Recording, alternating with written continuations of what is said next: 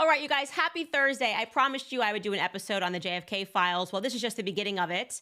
And what I can tell you guys in a sentence is that the conspiracy theorists, we were right again. Always, it seems, nowadays. Tucker Carlson was definitely on the money when he said that being referred to as a conspiracy theorist these days just means that you're educated, like beyond the mainstream media and the public education system, which is making everybody dumb.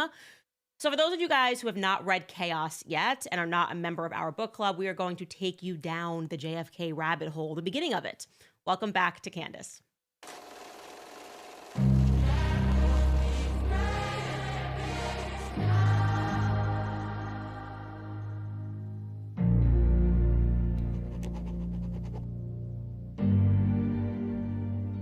All right, guys, the JFK files have been cracked open. What does it mean? Well, what it means right now is that if you are a Jewish American citizen, it is really high time for you guys to understand that you are under no obligation to keep defending the state of Israel, okay? Anti-Semitism is not happening when people judge the foreign state of Israel. We have to say that right at the top, right? I should make everybody right now just get up and do the Pledge of Allegiance, like old-fashioned style, like you're just in your fifth grade classroom. I pledge allegiance to the flag of the United States of America and to the republic for which it stands, one nation, not under Israel, not under blackmail, okay? Like, we're all the same. We are Americans.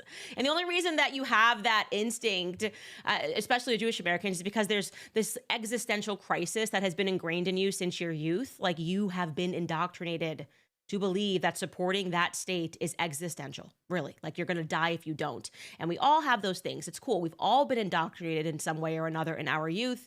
And that's kind of the social engineering of the classroom to make us really fearful. It's the reason why women are like, I support Planned Parenthood because I think men are going to take my ovaries if I don't.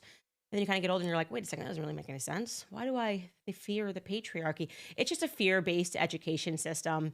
Anyways, let's get to the beginning of it, really, and kind of make you understand where the conspiracy theorists were coming from since before these files got released. Okay, so we all know what happened on November 22nd, 1963. JFK was shot. President JFK was shot sitting alongside his wife in a vehicle that was traveling through the streets of Dallas. Now, it is important before we get into that you have a historical understanding of some other facts. Before Kennedy was elected president, Eisenhower was president. And right before Eisenhower left office, he warned the American public that a shadow was building. A shadow government, so to speak, was building in the background. He referred to it as a military-industrial complex. I want you to take a close listen to his words here. We annually spend on military security alone more than the net income of all United States corporations. Now, this conjunction of an immense military establishment and a large arms industry is new in the American experience. The total influence, economic, political, even spiritual, is felt in every city, every state house, every office of the federal government. We recognize the imperative need for this development, yet we must not fail to comprehend its grave implications. Our toil, resources, and livelihood are all involved. So is the very structure of our society. In the councils of government, we must guard against the acquisition of unwarranted influence, whether sought or unsought, by the military-industrial complex. The potential for the disastrous rise of misplaced power exists and will persist. We must never let the weight of this combination endanger our liberties or democratic processes. We should take nothing for granted. Only an alert and knowledgeable citizenry can compel the proper meshing of the huge industrial and military machinery of defense with our peaceful methods and goals, so that security and liberty may prosper together. So he's giving this warning, and it's interesting because obviously many of us were not alive during this time. Many of us who were alive during this time certainly wouldn't maybe recall that speech, but he's saying that this is new. Like, this idea of America always being at war is new, and it's not new to us. It's just like we can't stop being at war in the Middle East, Ukraine. It's like a game of whack-a-mole. Like, the military-industrial complex is obviously real and it exists, and we refer to this now as the deep state. And you should know that when JFK became president thereafter, he was explicitly against war. You have to understand, he too agreed that there was no need for us to be engaged in never-ending war. We're supposed to win World War II. And it turns out that there was something operating in the background that didn't really want that. And so Eisenhower's warning that these people could have undue influence, whatever this magic force is in the background, could have undue influence on American policy. And Kennedy gets in office and he's like, I'm not about this war. Take a listen to what he had to say at American University. This speech was given on June 10th, 1963, just a few months before he was assassinated. I realize the pursuit of peace is not as dramatic as the pursuit of war, and frequently the words of the pursuers fall on deaf ears, but we have no more urgent task. Some say that it is useless to speak of peace or world law or world disarmament, and that it will be useless until the leaders of the Soviet Union adopt a more enlightened attitude. I hope they do. I believe we can help them do it. But I also believe that we must re-examine our own attitudes as individuals and as a nation, for our attitude is as essential as theirs. So the question that we should ask is, why is it that as soon as you begin speaking about JFK, people refer to you as a conspiracy theorist? And in particular, you will notice that there are these Zionist accounts that freak out before they even know what you're going to say. So what is it about JFK's assassination that triggers Zionists? Why do they pretend that it's an act of anti-Semitism to explore the environment and the things that JFK was adamantly opposed to? I'm going to describe that to you, and I'm going to use only Jewish sources here, so we can remove ourselves from any claims of anti-Semitism. These are just the facts of what JFK was fighting while he was in office, okay? One of the things that he was opposed to was the American Zionist Council. He wanted them, which would go on to become AIPAC. We're still having a discussion about AIPAC's undue influence in our elections today. They were back then known as the American Zionist Council, and JFK's Department of Justice told them that they had to register as a foreign agent under FARA, okay? Now, I'm going to slow that down for you because many of you probably don't even know what FARA is. It stands for the Foreign Agents Registration Act. It requires that any person or business entity that is accepting money from or acting as an agent to a foreign government must register with the Department of Justice. Now, you would have to, that means file reports. You'd have to detail your compensation. You have to detail your expenditures, your communications. Essentially, the reason for that is obvious, so that we as Americans know that we are being influenced by agents of another government. I personally wish that we would also be able to see this in terms of like right away knowing when people are lobbying that they would have to announce that we are lobbying on behalf of Big Pharma and we accept money from them, but they don't have to do that, right? And so it would color your imagination, obviously, if I'm saying all these things and you find out that I'm registered under FARA for a foreign country like Ukraine, you would go, okay, well, that makes sense. Candace is telling me that we should go to war with Ukraine, but I now know that Candace is actually accepting tens of millions of dollars from Ukraine. That's the purpose of FARA registration.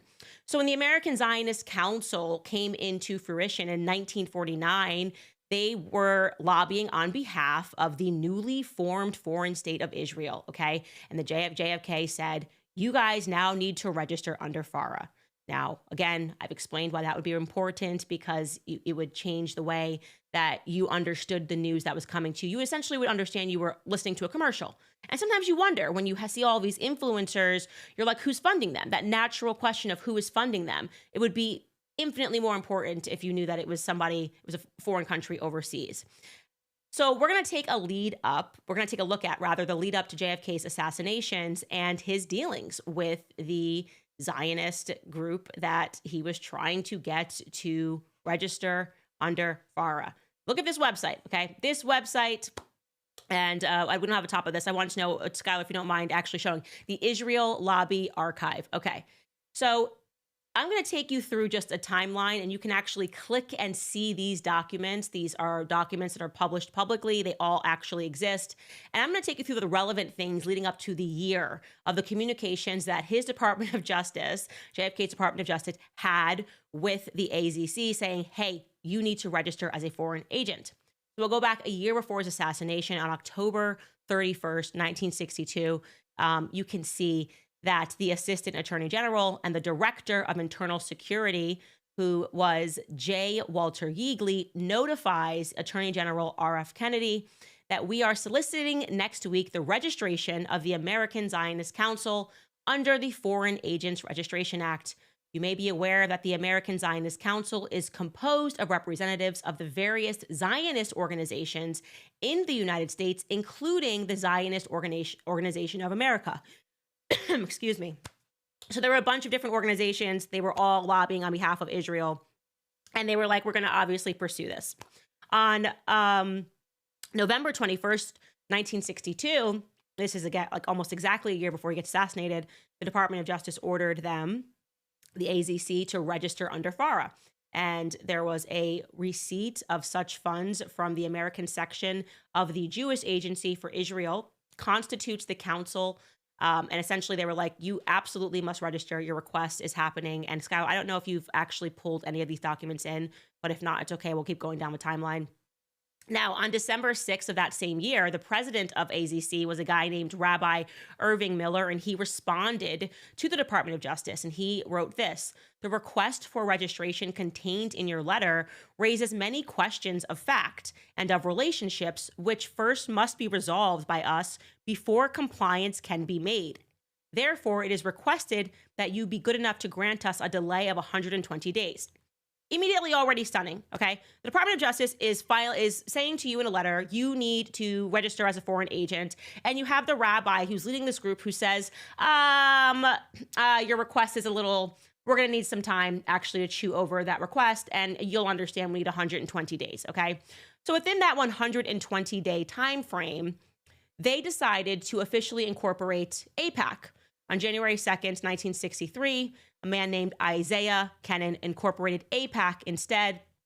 And then the AZC Council went back to the DOJ and it essentially said, like, you know, we're not ready actually to register, but now we have a new organization. It's known as AIPAC. And if you follow along on this timeline, so then you start to see that he incorporates, that's on January 2nd, 1963, Isaiah incorporates the American Israel Public Affairs, like I said, AIPAC committee in Washington, D.C.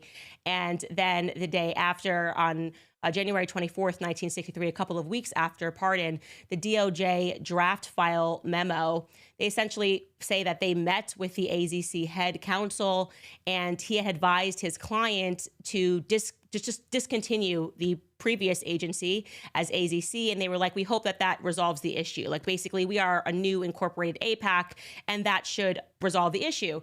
And essentially the DOJ said, no, that actually doesn't resolve the issue. And we're still going to need you to register, essentially saying, we need your expenditures. We need to know who's funding you guys, where this money is coming from. And we're not going to change our opinion on that. And they were still fighting him. They still were fighting and going, we're not going to give that to you whatsoever. What you have taking place there on January 25th, 1963, is you start to see these articles that start building in the press. And so they started creating a peer pressure campaign, essentially saying, and this is like a direct quote from the Wall Street Journal, that if they had gone through with this, if they kept demanding for the AZC to have to reveal to them their expenditures and who was funding them, that Jewish opinion would be bad for the DOJ, like that the American Jewish opinion was going to be bad, so they shouldn't go through with this. This was actually happening. And incredibly, even Donald Rumsfeld, who was a congressman at that time, wrote to the DOJ and said, I'm concerned that if you keep pushing this matter, then the Jewish Zionist opinion is going to transform in America.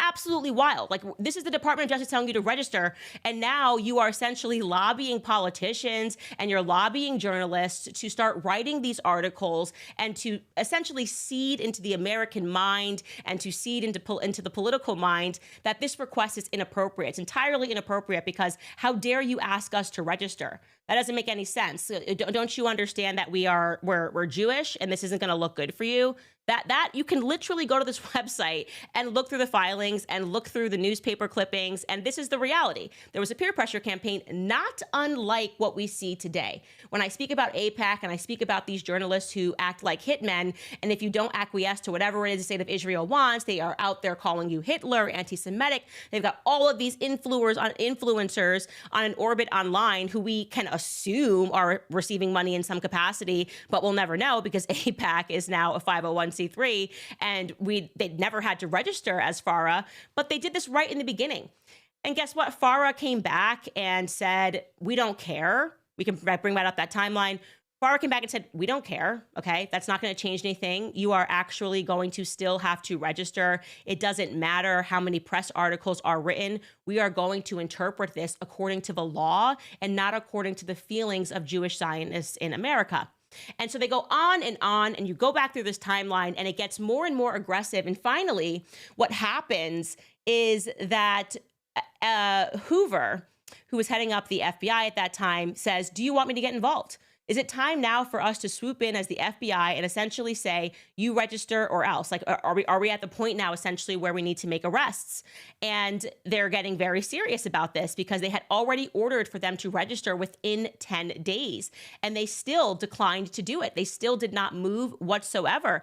And so they're sort of mulling this over, like, should we get the feds involved at a higher level? Should we get the FBI involved rather?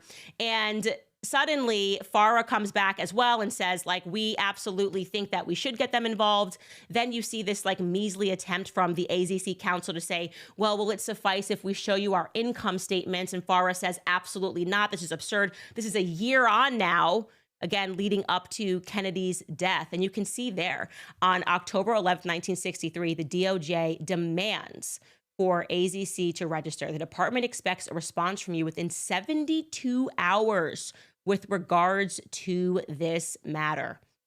And then you can see on the 17th that Walter Yeagley noted of a DOJ AZC a meeting that they essentially said they were making a plea for no registration, stating it was the opinion of most of the people that were affiliated with the council that such a registration would be so publicized by the American Council on Judaism that it would eventually destroy the Zionist movement. Now, I want you to think about that. If all you have to do to be, like, it's not a crime, you can be a foreign agent, right? If all you have to do once you become registered under FARA is to reveal your expenditures, reveal how you are being funded, allow people to understand where you are getting this money from, why would they be this opposed to it? A year on, using lawyers, calling judges to get involved, trying to persuade the public, trying to essentially cause a smear campaign and saying that it's going to radically shift Jewish opinion, that it's going to put the Zionist movement on pause. What would it have plausibly revealed if they had done that? I don't know the answer to this. I'm never going to know the answer to this because what we do know is that a couple of weeks later, JFK got shot, okay? Now, if you're instantly connecting the dots and going, oh, well, of course, it must have been a Zionist who did this, I think that would be a little bit too far of a stretch. But when you compare the policies of JFK, who did not want them to be funded, and what was running parallel to this, of course, was that he was on the phone arguing, screaming, having fights with Prime Minister Ben-Gurion of Israel, because he also did not want Israel as a state to become nuclearly armed, okay? And they're fighting on the phone. They still won't declassify these arguments that he was having, but they absolutely were at each other's throats and they hated each other. And he was very opposed to the Dimona reactor. This is something that you can even find in speeches like the Gaddafi speech. When he speaks about what really happened to JFK, everybody knows that he was opposed, strongly opposed to Israel and nuclear armament. He kind of just leaves that out there. When you add those two things together, you go, okay, well, would it be a conspiracy to suggest that Ben-Gurion and the state of Israel hated him and he was opposed to them and he was opposed to them getting funding and he was opposed to them having undue influence in American politics, and then he dies? And then you weigh that against the fact that the problem for them instantly disappeared as soon as JFK died. Because what happened was that when Lyndon B. Johnson got into office, he was the vice president, all of their problems were instantly resolved because he reversed course on everything. What is interesting is that LBJ essentially employed the exact opposite policies of JFK. He was fundamentally pro-war, okay? Vietnam, Cambodia, the bombing campaigns. And it didn't come out until quite recently that he helped Israel get established as a state by secretly helping to transport weapons, exactly what JFK was against, exactly what Eisenhower before him was against. He secretly helped to transport weapons to Israel while he was in Congress. Now, don't take my word for it. If I said that fact, it would be anti-Semitic, right? Let's take that fact instead from the Israeli newspaper Haaretz. This is literally an Israeli publication. They publish daily. They wrote, quote, this article you can see is entitled, Lyndon Johnson, Israel has had no better friend. Historians generally regard Johnson as the president most uniformly friendly to Israel. And then it says, after John F. Kennedy was killed and Lyndon Johnson became the 36th president, LBJ told an Israeli diplomat, you have lost a very great friend, but you have found a better one. Indeed, it was. Johnson, as a Senate Majority Leader who stood in the way years earlier of Dwight Eisenhower's plans to cut off assistance to Israel. Okay, I'm quoting this from the article. It's not from me. So we now know that while he was in Congress, he stood in the way of Eisenhower, who wanted to cut off assistance to Israel. Okay, and now we're understanding that he reversed his course on JFK's policy when he becomes the president. It goes on to say he knew few Jews growing up in Texas, but cultivated lifelong friendships as he rose through the ranks of the Democratic Party, which had become the natural political home for most Jews. Historians generally regard Johnson as the president most uniformly friendly to Israel. Johnson was the first president to invite an Israeli prime minister, Levi Eshkol, on a state visit. They got along so well, both men were farmers, that Johnson paid Eshkol the rare compliment of inviting him to his ranch. LBJ soon abandoned pressure on Israel to come clean about the Dimona reactor.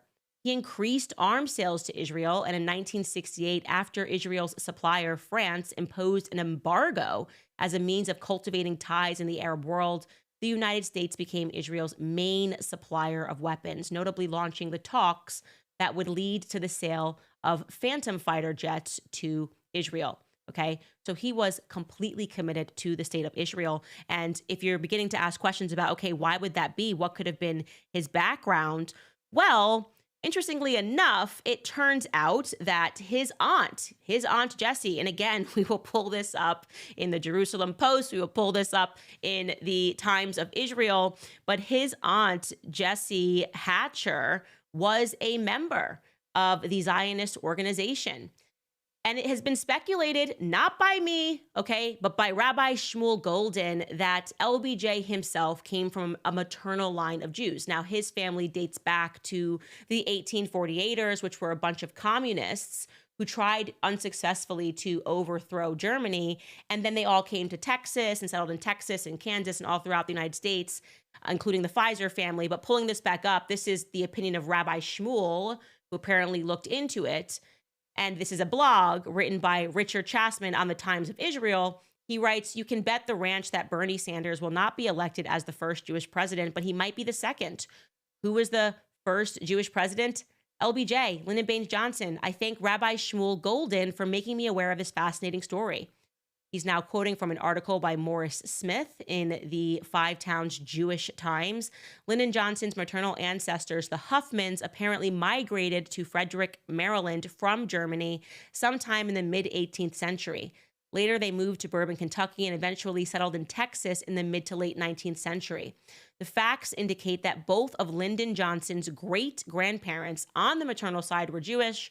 These were the grandparents of Lyndon's mother, Rebecca Baines. Their names were John S. Huffman and Mary Elizabeth Perrin.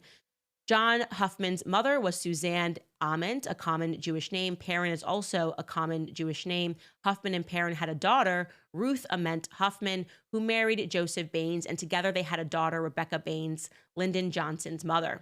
The line of Jewish mothers can be traced back 3 generations in Lyndon Johnson's family tree. There was little doubt that he was Jewish. Now, again, that is coming from Jewish sources. They will call that a conspiracy. I am just telling you, these are the facts in terms of his assistance and being the greatest friend, the greatest presidential friend that Israel has ever had. Now, you're looking at the story, you're piecing it together, you're going, Lyndon B. Johnson is just one man. That's where my common sense goes. Okay, even if Lyndon B. Johnson was actually loyal to the state of Israel and he did have some familial Jewish ties, and his aunt, who he loved so much, Jessie Hatcher, was the one who brought him up and told him to do all these things. Even if you wanted to believe all of that, you would go, okay, but we're talking about the assassination of JFK, okay? That would require help and assistance from the state, the deep state, namely the CIA. Do we really think that they would have assisted in that sort of a scheme? Well, you should know that when JFK became president, the CIA had been active for about 14 years. It was created in 1947, so just months before the creation of the Nation of Israel, with a signing by President Harry S. Truman of the National Security Act. And I would argue that the CIA is undoubtedly the most corrupt and murderous governmental entity in the world, and not just against people in the world, but also against the American people. Okay, MK Ultra, anybody? The experiments that they have conducted on our troops, on unsuspecting American citizens. And I want to be clear that as another point of concern for JFK during his presidency, he recognized the CIA's corruption. It is why he is quoted as saying that he wanted to scatter the CIA into the wind. He wanted to just completely get rid of the CIA because he understood that they were a corrupt body. And what you should know is that from 1953 to 1961, the CIA's director was Allen Dulles, okay? He is an American, definitively not Jewish. Under his direction, the CIA engaged in all sorts of illegal covert operations. Like I said, most notoriously the MK Ultra program, where they were interested in brainwashing people, creating Manchurian candidates. I mean, the most sinister stuff that you will ever read about. And you should get into those readings, especially if you're one of the people that has purchased Chaos. He was indeed a very sinister man. But is it plausible that there was somebody that he was taking orders from? Is it plausible that Allen Dulles, as he was doing all of these things at the CIA, may have been doing them because he was being blackmailed? Now, I'm saying that. I'm going to read you a shocking article that I think puts another huge piece of the JFK story together, of who Allen Dulles was. Allen Dulles, by the way, also was in charge of the Warren Commission. So he was behind telling the public a ridiculous story about Lee Harvey Oswald. He did it. It's over. That's it. Total sham of a committee and a sham of a report. And it's very interesting when I give you this little tidbit of history that not many people know. But first, we're going to take a quick break. I'm going to speak to you guys about preborn, because you guys know what Andrea Bocelli, Steph Curry, and Justin Bieber and Tim Tebow all have in common. All of their mothers were encouraged to end their pregnancies, because when a woman faces an unplanned pregnancy, she's often pressured to end her child's life. She wants to make the right choice, but society and those around her tell her that her baby is not a life. That's where the Ministry of Preborn steps in. Preborn and their network of clinics offer compassionate, loving care to mothers and the support that they need to help them choose life, including a free ultrasound. Because once a mother hears her child's heartbeat, she is twice as likely to choose life. So if you consider yourself pro-life, it's time to join forces with Preborn. Together, we can empower women to choose life. Empowering the truth of motherhood transforms families and futures. One ultrasound costs just $28, and $140 will help to rescue 5 babies. When you donate monthly, you'll receive stories and pictures of the lives that you help to save. So to donate, just dial #250 and say the keyword baby. That's #250 baby, or donate securely at preborn.com/Candace. Again, that's preborn.com/Candace. Also, I want to tell you about The Little Catholic, because if you're looking for beautiful faith-filled jewelry that's more than just an accessory, you should check them out. The Little Catholic is a small woman-owned business that creates stunning handcrafted jewelry that is rooted in our Catholic faith. Little Catholic believes that Catholic jewelry organically inspires faith, peace, and perspective in a unique way every time we look in the mirror or glance down.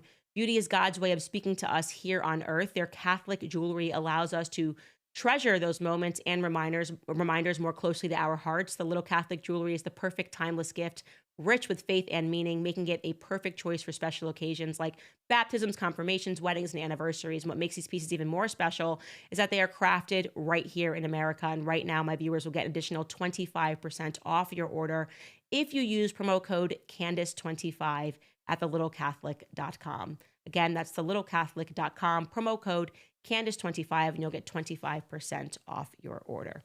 Okay, so JFK wanted to shatter the CIA into the wind, okay? This is the New York Times, an excerpt of that. They were the one that published this in 1966. It reads, Kennedy's bitterness, and President Kennedy, as the enormity of the Bay of Pigs disaster came home to him, said to one of the highest officials of his administration that he wanted to splinter the CIA in 1,000 pieces and scatter it to the wind, because the CIA was CIAing, trying to overthrow governments across the world. That's what we do, guys. That's what we do. Sorry to tell you if you thought that we were doing this in the interest of protecting Americans. It's just not, nothing you learned in history class is real, okay? And JFK made Allen Dulles resign from the CIA following the disaster of the Bay of Pigs in Cuba. But like I said, surely Allen Dulles, before that, must have been his own man. Must have been his own man. Nobody could have been moving him, telling him to do all of these things at the CIA. Okay, stop everything, because I'm telling you that no, Allen Dulles was blackmailed, okay? And I gotta say this right at the top. It is shocking to me how when I'm not even trying to look into Israel, they pop up in everything I investigate as people that are blackmailing someone. Case in point, the Brigitte Macron story, nothing to do with Israel. Out of nowhere, for those of you that follow that story, we suddenly get to this chapter and we learn that Emmanuel Macron was being blackmailed by Israel because they wanted him to form closer relationships to, I think it was Morocco over Algeria. Just every time I'm looking, I'm like, oh, there's another story about Israel and blackmail. Completely foolish if you don't believe that Israel blackmails people, okay? You are out of your mind. But don't take it from me. As I said, we're only using Jewish sources today, okay? And I read this article, which I think nobody has read except for me, but probably not, in Ami magazine. Now, for posterity, because I will be called an anti-Semite no matter what, Ami magazine is an international news magazine that caters to the Orthodox Jewish community, okay? It is published weekly in New York and in Israel. The magazine was launched in November of 2010 by Rabbi Frankfurter and his wife. Again, I say this only to explain to you that this information provided is not anti-Semitic, okay? The facts here really don't care about your religion. On February 10, 2021, Ami magazine published an article that blew my mind, and it was entitled, Blackmailing Rockefeller, the Scandal That Helped Israel Become a State. Okay, you're in. We're paying attention now. This is crazy. In the article, the writer, John Loftus, reflects upon how he once upon a time co-authored a book that was called The Witness Tree. So I'm going to read to you what he says about that book. He writes, back in 2008, I had written a historical novel about Reuven Shiloah. Okay, remember that name, Reuven Shiloah, with my Canadian friend and co-author Brendan Howley. Our book, The Witness Tree, was fiction that was based on fact. But putting it out as a novel made it considerably easier for me to circumnavigate the censors at the CIA. Despite 5-star reviews, the only copies ever published were by Random House Canada, and they are difficult to find in print. Apparently, The Witness Tree is simply too sensitive ever to be published in America, even as fiction, because it exposes the families of 2 CIA directors as money launderers for the Nazis. Worse, The Witness Tree tells the truth about how Reuven Shiloah used his knowledge of those secret Nazi connections to blackmail Nelson Rockefeller into creating the State of Israel. Okay, we gotta get into this. Okay, so this guy, to slow that down for you, this guy, John Loftus, published a book. He intentionally made it fiction because he knew the CIA would censor it. The book is not allowed to be published in America. I don't even know what that means. That sounds crazy to me. But he was trying to get past the CIA censors. And so he's like, I got a little story for you about the founding of Israel, and it's got to do with blackmail. Okay. Now it's years on. John Loftus is in Massachusetts. He's working on this project about espionage in Israel. And a guy who is also in the research department comes over to him, and his name is Jim. And Jim says, hey, there's this guy, Dovey, who really wants to meet you. And so John's like, okay, yeah, sure. I'm happy to meet your friend Dovey. And he's like, yeah, Dovey is short for Dov Shiloah. His father was Reuven Shiloah. He writes this, then the light bulb went on. Dov's father not only founded the Mossad, but he was also a key player in obtaining the extra votes in the United Nations that led to the creation of the State of Israel. So you got this guy, Reuven Shiloah, who founded the Mossad, okay? And he, in his book, is alleging, and I'm going to tell you why he's not just alleging, and this seems to be a fact, that Reuven Shiloah blackmailed Nelson Rockefeller and the Dulles family in one fell swoop over their ties to Nazis, okay? This would mean this is when we got taken over and occupied via blackmail. We're talking about the Rockefellers. And now you're kind of thinking in your head, the Rockefellers, don't I kind of remember that they were the ones that published all of our education books? Well, imagine if you wanted to blackmail a nation, and now I'm speculating, guys, we're gonna get into the story here. What better way than to do it through another family? Right? Like if you could figure out how to blackmail the Rockefellers, then people would go, oh, I understand power structures, and the Rockefellers are publishing all these books, making us all dumb via the Department of Education. We're just being lied to about everything. But what if they were not the people that were really publishing those books? I'm asking questions. I know you're not allowed to ask questions. The neocons say we can't ask questions, but I'm not going to stop asking questions, you guys. I'm like terminal. I'm terminally ill with asking questions, okay? Anyways, let's get into the story. So he is saying that what happened, and this is just a little bit about him, it was a year after I became famous. Again, this is the writer of this article is John Loftus. It was a year after I became famous. In 1982, I had been the subject of a double segment on the 60 Minutes news show. It won the Emmy Award for Outstanding Investigative Journalism. As a former federal prosecutor at the Justice Department, so that's who John Loftus is, by the way, a former federal prosecutor at the Justice Department, I exposed Nazi war criminals who had been hired by some U.S. and NATO intelligence agencies. Like I've said to you, we said all this stuff about Nazis, but then we just hired them and brought them over. Operation Paperclip, it's all crazy. We're lied to about everything. For a few months, I was a two-bit celebrity, and then it was all forgotten. The next year, I worked at a law firm in Brockton, Massachusetts. I received a phone call inviting me to have lunch with an important Israeli scholar. Someone from the Israeli consulate would drive him down from Boston and accompany him. We met at a restaurant in Brockton. He was a charming older man, bald spot on top, white hair on the sides, and sharp as a tack. We got along well. And then he came to the purpose of his visit. What did I know about the UN vote on the partition of Palestine? He's talking about Reuven Shiloah, okay? So Reuven Shiloah pays him a visit in 1982, and he wants to speak to him about the UN vote on the partition of Palestine. So he's learning this directly from the founder of the Mossad, Reuven Shiloah. And this is the reason why, flash forward years later to 2021, whenever this was publicized, maybe it was a couple of years before then, Reuven's son is now coming to him and being like, what'd you know about my daddy, the founder of the Mossad? Okay, let's just jump back into this narrative, okay? So here is the story that he learned from Reuven Shiloah, the founder of the Mossad. He writes, as readers of my column know, before World War II, Allen Dulles and his brother, John Foster Dulles, yeah, like the Dulles Airport, set up a series of front companies to disguise the fact that their client, Nelson Rockefeller, had invested heavily in the Third Reich industrial complex and was supplying Hitler with oil. Okay, I didn't know that until I read this article, but apparently the Rockefellers, all they cared about was oil and money, and they figured out, let's hire the best lawyers in the biz, the Dulles brothers, to hide all of these transactions that allow us to supply Adolf Hitler with oil.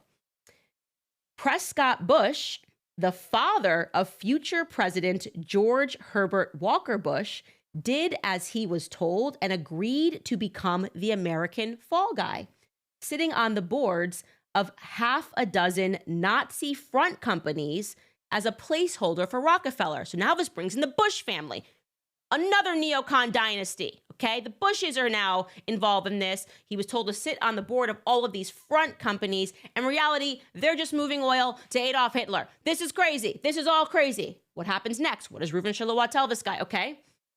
Prescott Bush had nothing to fear sitting on the board of all these companies. Why? The Dulles brothers were the best lawyers in the world at hiding illegal investments, or so they thought. You see, their sister, Eleanor Dulles, knew all of her brother's dirty secrets, okay? Eleanor, it's always a woman. Eleanor was the family scandal. Look at her. Okay, Eleanor Dulles, Alan Dulles' sister. She had married a Jewish professor. Having a Jew in the Dulles family created a bad image for their German clients. So like, Eleanor, what are you doing? Like, you're married to a Jew and we're like, giving oil to Adolf Hitler. This is not a good look, okay? We're not into this. You marrying a Jewish professor. It goes on and says, Eleanor always blamed her brothers for driving her Jewish husband to then commit suicide. So she started making copies of the records concerning her brother's front companies for the Nazi money laundering, including some of the Nazi codes. According to my sources, she gave them all to a man named Reuven Shiloah. Mind blown. Literally mind blown. You guys are like, where is this? I'm going to link this story. I promise to drop it right now in the chat. You can find it. I just told you, Ami Magazine. Google it. Ami Magazine, talking about how the Mossad blackmailed in one fell swoop the Bushes, the Rockefellers, and the Dulles family. Okay, and he's published a book on it. So you can go, you actually apparently can't get this book in America. It's hard to get your hands on in Canada, but you maybe would be able to find a digital copy of The Witness Tree. I have not read this book, by the way. I've only read this article. When I read this article, I was mind blown. And genuinely, I was just going like, I'm trying to connect with dots here. Like, America clearly got occupied at some point. And I don't understand what could have possibly happened. Like, how did all of these American companies suddenly become completely subjugated? And it seems like we're just constantly doing Israel's bidding. And then I find this article and my mind is blown. And this is not anti-Semitism, my friends. This is Ami Magazine. It's very Jewish, okay? I probably wasn't even allowed to read it. I'm not an Orthodox Jew. I don't even know if I'm allowed to read it, but I read it. And now you're going to read it and things are getting crazy. So you just have to accept that these are the facts. This is not a conspiracy theory. No one can debunk this article. So the reason why Dovey, Reuven's son, was coming to Reuven was because Jim explained that Dove wanted to talk to me about his father, who had died at the age of 49. So apparently Reuven Shiloah died at the age of 49 when he was only 18 years old. When the video call started, Dove said to me, I think you may know more about my dad than I do. And then he looked at him. At this time, Dove was really old. Dove was 80 years old. And he said, how do you deny an 80-year-old man the truth about his father? So we began to talk. And then he tells him about his dad and how that was then, now you can look into Nelson Rockefeller's involvement in getting, like I said, them to vote on allowing Israel to become a nation. And another piece comes together. Okay. And here's my perspective. Israel's been corrupt since its founding. I don't know how anyone could deny that. And when you learn that these methods have been employed forever and that they had their hand in the CIA via Alan Dulles directing policy, it just becomes even more crystal clear. And like I said, they're just involved in so many blackmail scandals. Remember the Matt Gaetz story? Do you remember? Find that episode on my podcast after this. My mind was blown. Thinking about what happened to Matt Gaetz for no reason at all. We're covering why Matt Gaetz is no longer going to be a part of the Trump admin. And out of nowhere, we get an Israel blackmail story. I was like, why is Israel always involved in every story pertaining to blackmail? Because they've been running a very sophisticated blackmail op. That's just the reality of things. And they desperately didn't want to register. AIPAC, so desperate. I'm not saying that this had to do with JFK's assassination, but I'm just helping you guys put pieces together by just asking questions. Dun, dun, dun. How dare you ask questions? So here's the truth, okay? Israel has always been interested in controlling American minds. And now, when you understand that they blackmailed the Rockefeller family, which prints American books, the Rockefeller family, which is involved in American medicine, okay, you start to ask a lot more questions. And the evidence is overwhelming that they've always had an investment. Of course, they were there's no way they could have survived this long without taking over our military, okay? Without taking over or blackmailing and getting involved, the Mossad and the CIA. I think they're the same body and they have been for a very long time. This is me speculating now. Take it or leave it. I really don't care. I literally do not care what name you're going to call me for thinking. I'm going to think while I still have permission to. And as I said, I think the evidence is overwhelming. In many ways, I would say Israel has been so ahead of us in terms of understanding the importance of education and the information war and propaganda. Example, Wikipedia. A go-to source. Again, like I said, they just pop up everywhere. A go-to source for so many people regarding what the facts are. You do a quick search, Wikipedia comes up first, and then you find out via a video of Naftali Bennett, who became a prime minister.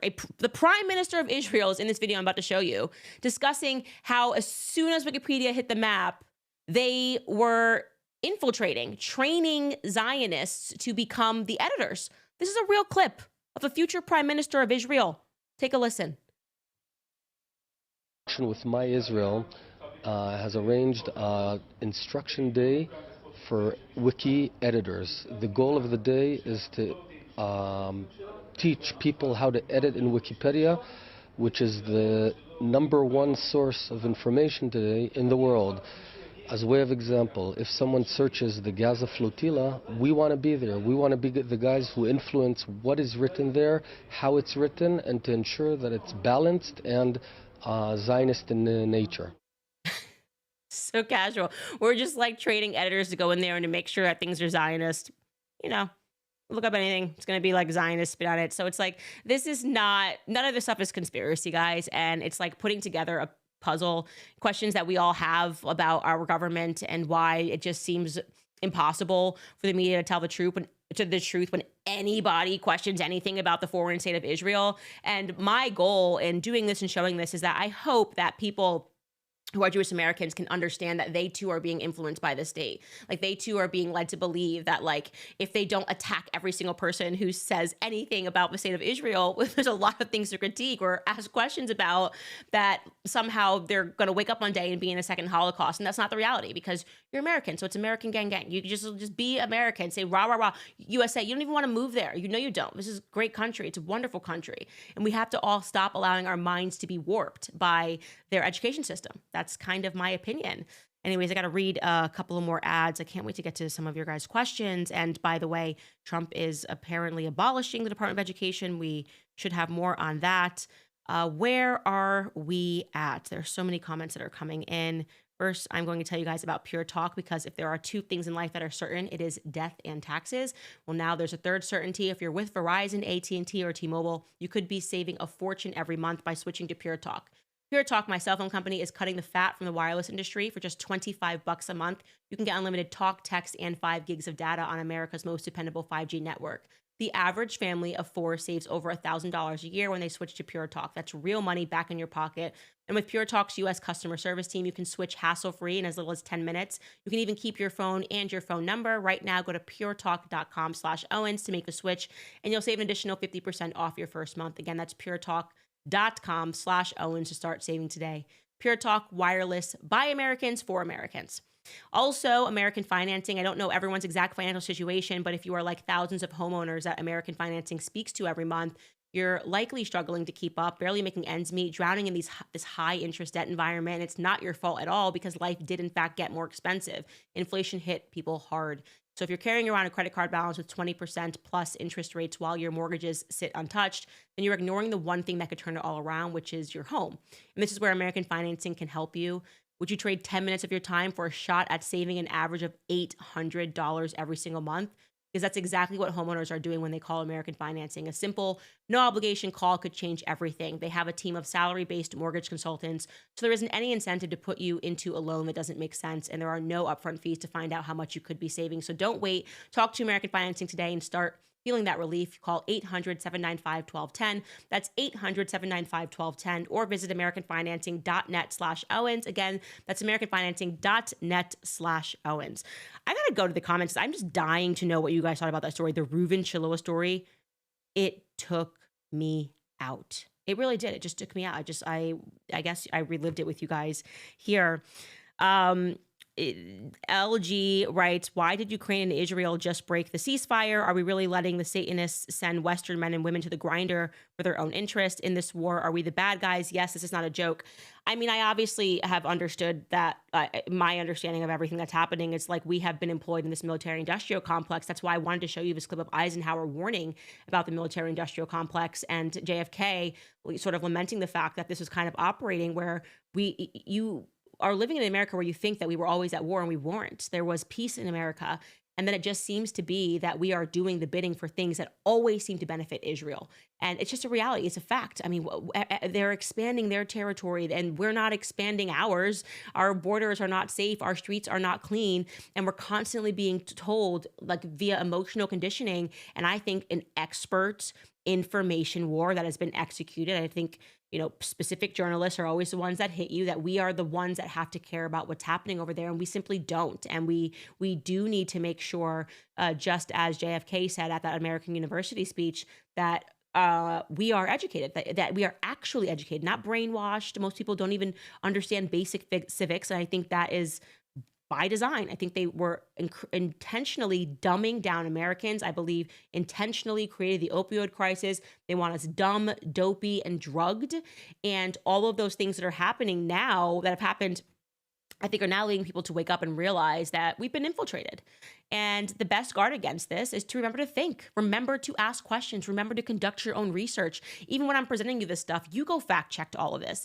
You go look at that Ami Magazine article and you run it against things, and you create, your own timelines and sheets of understanding and learning about history. And I also want to say it's really important to stand up for yourself when you're being called names. Who cares? Who cares?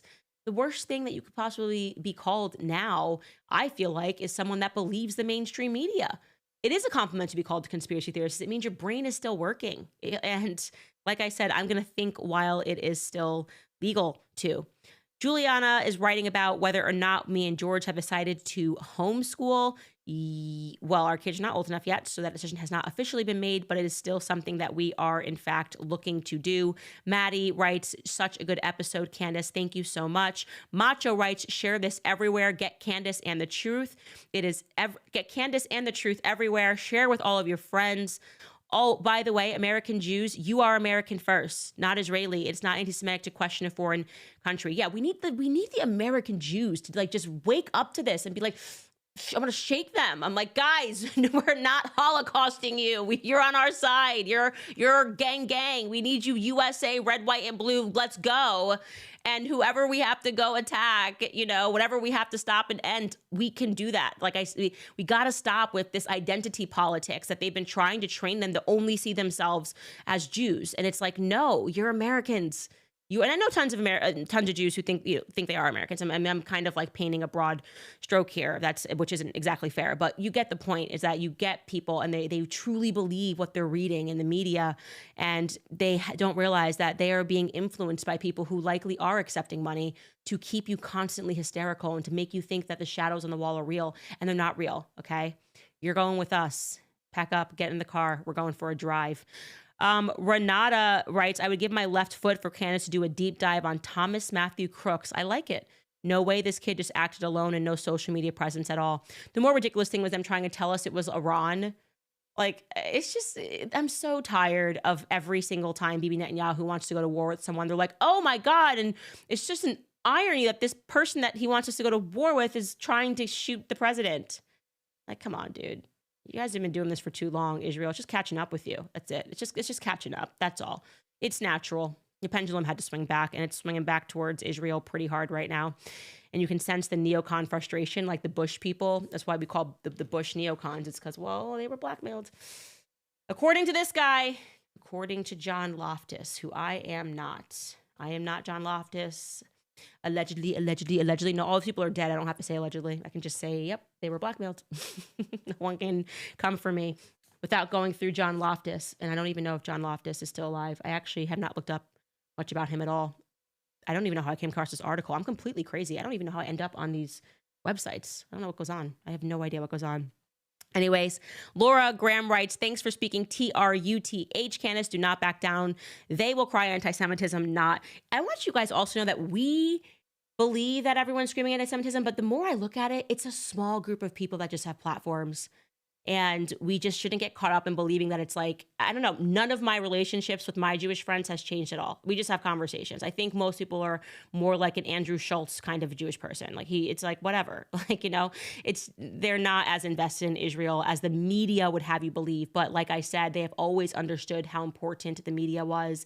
And as you get further into understanding Project Mockingbird, the New York Times, the Pulitzer Prize, all of these families who were working with the CIA, some, invested in Israel. And it's a small group of people that have amassed, I think, a lot of power via blackmail. And there's no question that our congressmen are blackmailed. Like I look at someone, I'm like, Lindsey Graham, obviously blackmailed. Come on.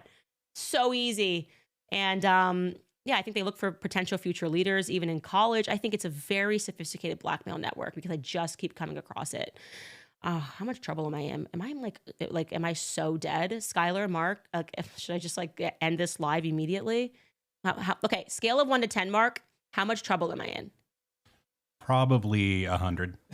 Darn. Oh my gosh. Amazing. Well, this is, if it helps, Mark's Jewish. Please leave me alone. Mark, tell them how Jewish you are, please.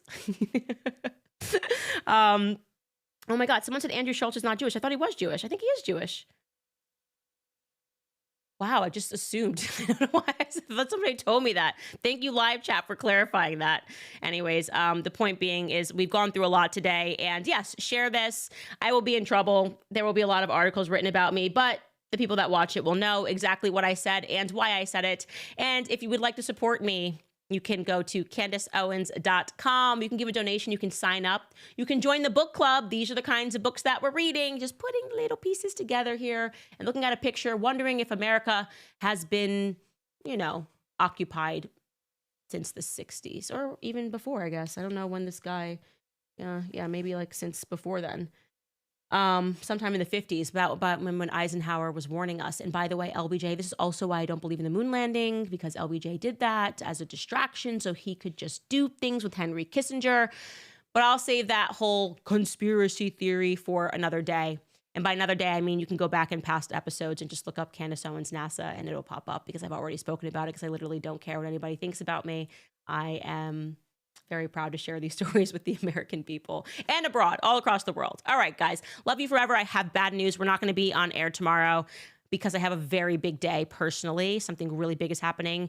I'll probably share that on my Instagram. I'm very excited about it. It's a very good day to take off. I'm sad that I can't speak with you guys, because you guys are telling me that Blake Lively has filed a dismissal and there's no one that could go through those documents but me and do it the right way and do it justice. But we will be off air tomorrow. So we will see you guys on Monday. I love you forever. And defend me in the comments, because they're going to come for me hard after this.